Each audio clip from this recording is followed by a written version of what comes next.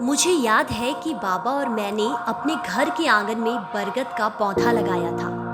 बाबा ने मिट्टी में गड्ढा खोदा था, फिर गड्ढे के ठीक बीचों बीच बाबा ने पौधे को रखकर मुझसे उसमें पानी डालने को कहा। मैंने भी बड़ी उत्सुकता के साथ पौधे में पानी डाला। उस दिन के बाद से उसके विशाल काय पेड़ बनने तक मैं रोज नियम से उसमें पानी डालता, उसकी देखभाल करता।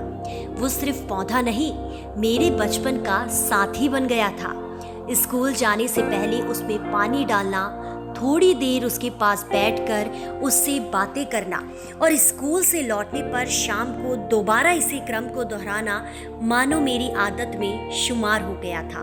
बाबा ने पौधा क्या लगाया, मैंने तो गर्मियों की छुट्टियों में नानी के घर जाना ही छोड़ दिया। घंटों बरगद से बात करना, उसे अपनी दिनचर्या बताना और हवा से टकराकर उससे लौट के आने वाली आवाज को सुनना, जैसे मानो वो मुझे जवाब दे रहा हो। जैसे जैसे पौधा बढ़ रहा था वैसे वैसे मेरी भी उम्र बढ़ रही थी। इस बीच मेरी और उसकी दोस्ती गहराती जा रही थी, या यूं कहें कि वो मेरी और मैं उसकी रूह में बस रही थी। वो मेरे जीवन का सबसे अच्छा और प्यारा साथी बन गया था। अब मैं वयस्क हो गया हूँ। बरगद भी एक विशाल काय पेड़ का रूप धारण कर चुका है। घर के आंगन में लगा बरगद अब आंगन को छोटा कर रहा है। जो कल तक बहुत प्यारा और अजीज था, आज वो आंखों को अखरने लगा है।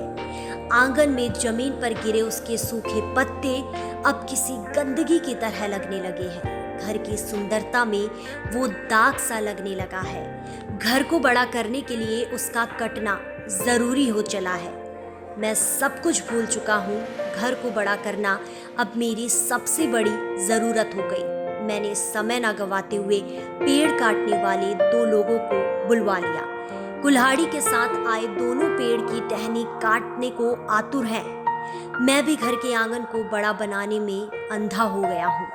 पेड़ से टकरा कर आने वाली हवा मुझे चीख चीख कर खुद को बचाने की फरियाद कर रही है, लेकिन विकास का शोर मुझे बरगद की आवाज को सुनने ही नहीं दे रहा है। शायद मुझे अब उसकी आवाज सुना ही नहीं दे रही है।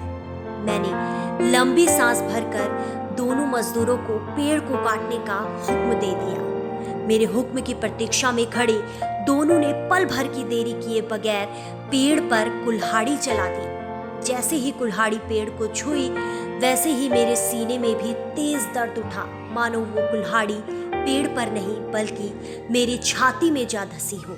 कुल्हाड़ी के हर वार के साथ मेरा दर्द तेज हो रहा है। इधर मेरा दर्द बढ़ रहा है, उधर पेड़ पर चल रही कुल्हाड़ी पेड़ को एक ओर झुका रही है।